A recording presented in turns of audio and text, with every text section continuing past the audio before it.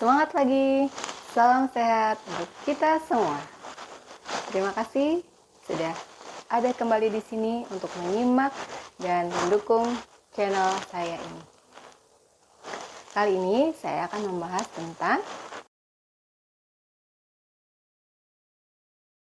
apa itu mah. Ternyata mah adalah gaster atau perut ya dalam bahasa Indonesianya. Mah ini adalah bahasa Belanda ternyata, bukan sebuah penyebutan untuk penyakit. Jadi kalau kita bilang sakit mah, ya benar, berarti sakit pada lambung ya. Lebih tepatnya perut ini adalah bagian lambung. Sakit pada lambung.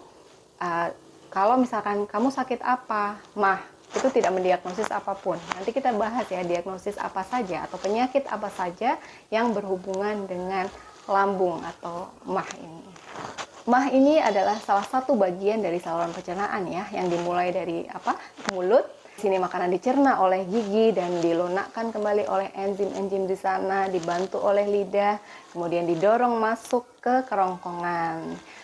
Jangan salah dengan tenggorokan ya. Kalau tenggorokan itu saluran pernapasan, kalau kerongkongan untuk saluran pencernaan, jangan salah.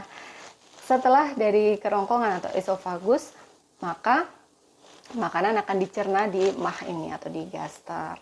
Di gaster udah dicerna, dia dilanjutkan ke usus, mulai dari usus halus, usus besar, hingga akhirnya sisanya dikeluarkan melalui rektum atau anus ya.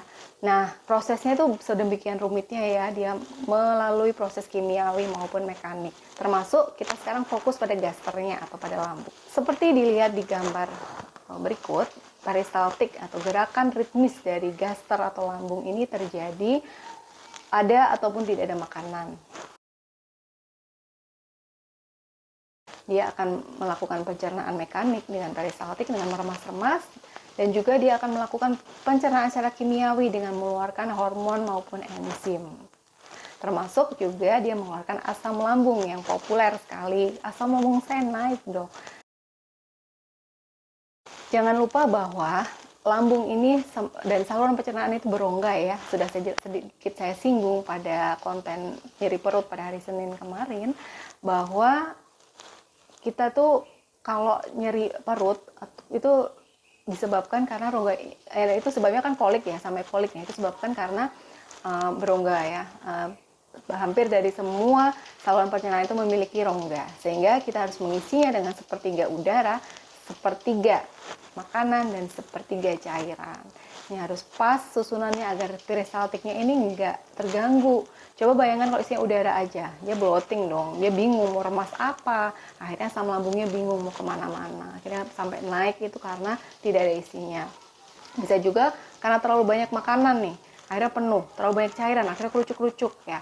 Itu akan menyebabkan gangguan ya kalau tidak dipenuhi dari sepertiga ini. Pada dasarnya ada penyakit yang disebut dispepsia atau sindrom atau kumpulan dari gejala yang terkait dengan gejala di perut. Kemudian penyakitnya bisa jadi peradangan lambung, gastritis atau ulkus atau luka di lambung, GERD, gastroesophageal reflux disease, dan kanker atau tumor pada lambung. Dispepsia adalah kumpulan gejala atau sindrom ketidaknyamanan pada perut bagian atas, terutama lambung. Gejalanya apa saja dok? Nah, kita lihat yuk slide berikut. Penyebabnya apa? Ya, penyebabnya tentu saja adalah asam lambung yang meningkat. Nah, pH dari asam lambung itu bisa sampai 2 loh, itu asam banget. Nah, kenapa kok bisa asam lambung meningkat? Penyebabnya apa saja dok? Kita simak berikut. Bisa juga karena irritable bowel syndrome pada saluran pencernaan bawah, dia juga bisa menyebabkan akumulasi gas atau karena akumulasi gas dan ada masalah di saluran pencernaan, itu bisa menyebabkan gejala dispepsia juga. Karena namanya saluran pencernaan itu kan menyatu ya, dia berhubungan satu sama lain. Apabila yang bawah kena masalah, yang atas bisa juga kena masalah. Kalau yang atas kena masalah, bawah juga bisa kena masalah ya, karena akan selalu bersinambungan. Kalau saya sakit ini dok, perut gastritis, Tapi kenapa kok saya juga bisa diare? Ya itu tadi, karena ada relasinya, ada hubungannya antara lambung dengan usus.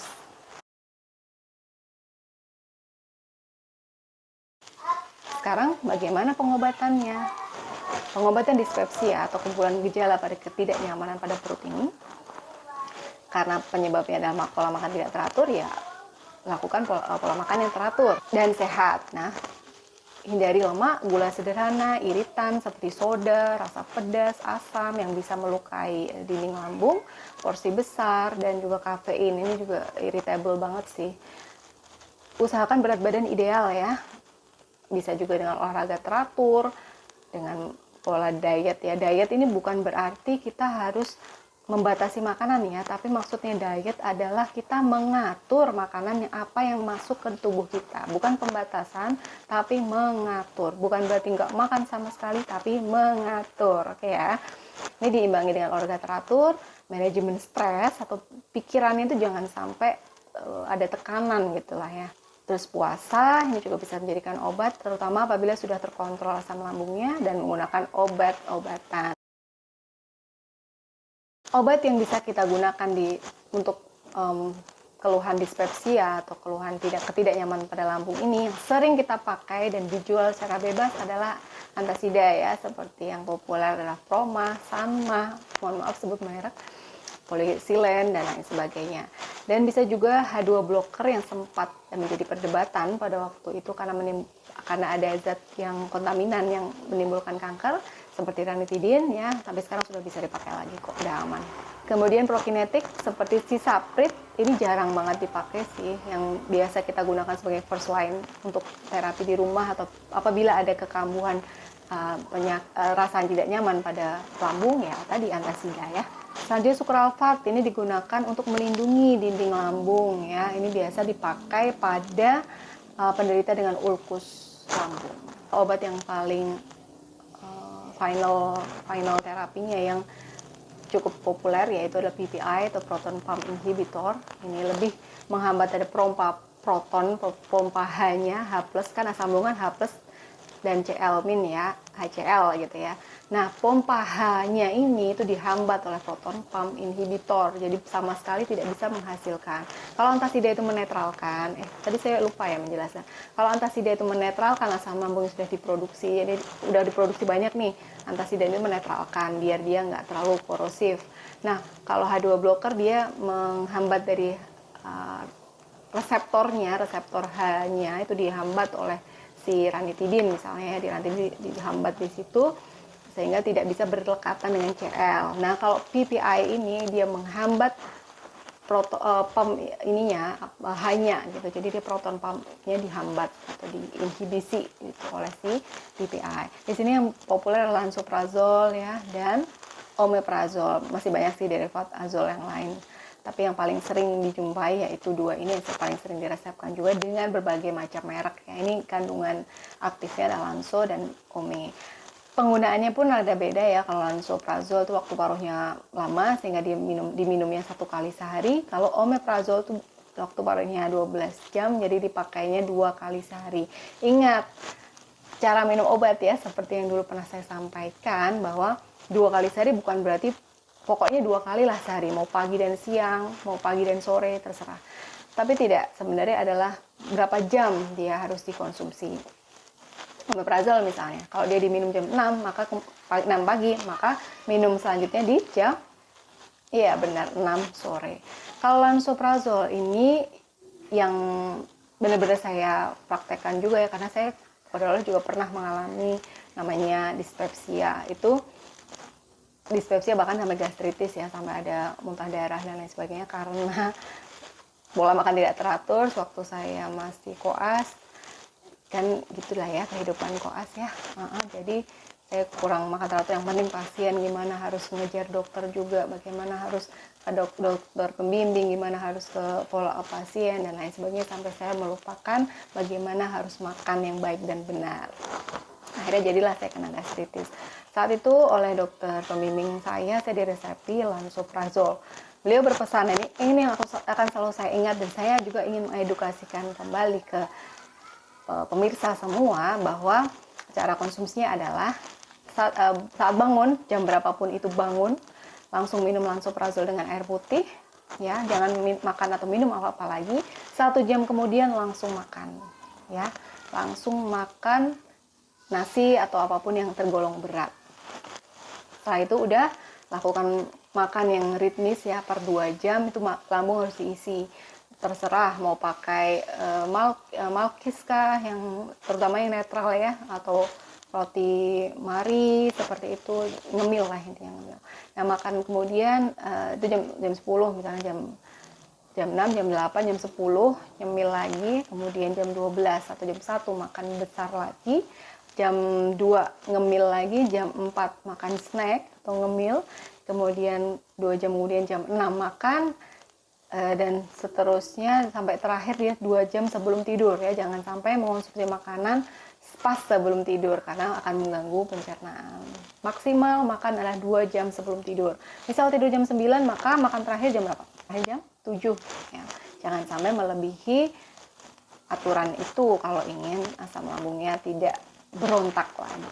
Setiap penyakit ada warning sign-nya dok, tanda bahaya, kapan harus segera dibawa ke rumah sakit ya. Tanda bahaya pada saluran cerna itu rata-rata hampir mirip ya. Yang pertama nyeri perut yang hebat, kolik yang hebat sampai nggak bisa ngapa-ngapain, kemudian dari muntah darah, sulit menelan, BAB sampai berwarna hitam, dan berat badan yang turun drastis dalam beberapa hari saja. Sehingga kita akan bicara tentang pencegahan ya, biar nggak kena dispepsia atau gangguan lambung lainnya. Itu gimana dok? Kuncinya cuma satu sih sebenarnya, hindari penyebab. Tadi penyebabnya apa? Ya, pola makan yang tidak teratur dan tidak sehat, aktivitas fisik yang kurang sehingga dia mengakibatkan stres fisik ya, dan juga malah bisa menyebabkan stres psikis atau jiwa. Ini sangat tinggi relevansinya dengan penyakit atau gangguan di lambung karena kita sebut perut atau seluruh saluran pencernaan ini, terutama di usus sih sebenarnya, itu adalah second brain atau otak kedua ya. Gut is the second brain. Dan juga ada keistimewaan dari saluran pencernaan adalah hubungan khusus istimewa dengan otak dengan adanya nervus vagus. Nervus vagus ini langsung mengontrol ke saluran cerna, sehingga apabila ada masalah di saluran pencernaan atau sebaliknya ada masalah di pikiran akan lari ke saluran cerna. Dia diperintahkan untuk menghambat pergerakan ya, menambah jumlah asam lambung karena sedang stres, ada tekanan dalam diri kita, entah dari pikiran atau mungkin dari stres fisik yang akhirnya bisa menyebabkan stres pikiran juga. Itu ya, jadi perlu hati-hati adanya aksis antara brain and gut, disebut brain and gut axis. Jadi hati-hati dalam mengelola pikiran, sehingga tidak salah kalau kita menyebutnya harus ada manajemen terhadap pikiran kita, manajemen stres terhadap diri kita ya, manajemen hati untuk bisa selalu tenang. Karena salah sedikit dengan lambung larinya ke pikiran, salah sedikit dengan pikiran larinya ke lambung. Nggak mau dong kita ada penyakit gara-gara pikiran.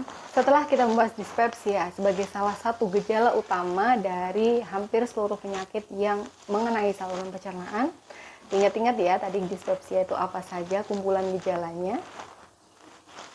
Ini juga bisa ada pada penyakit namanya GERD atau gastroesophageal reflux disease, penyakit reflux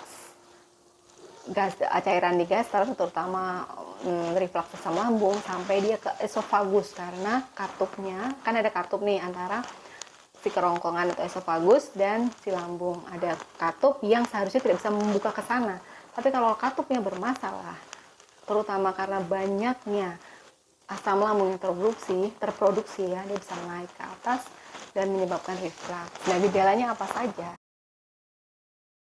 Selain dispepsia tadi, gejala yang bisa muncul karena adanya reflux itu adalah panas, rasa panas terutama di sini, di dada, ada nyeri telan, bisa juga sampai sesak napas karena dia dikit-dikit masuk ke saluran pernafasan melalui tenggorokan ya.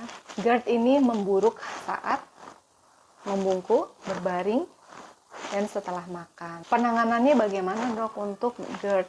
Nah, penanganannya bersama sih, sama dispepsia ya, utamanya sama, obatnya sama, manajemen stresnya juga sama, harus mengatur pola makan juga sama, semua sama.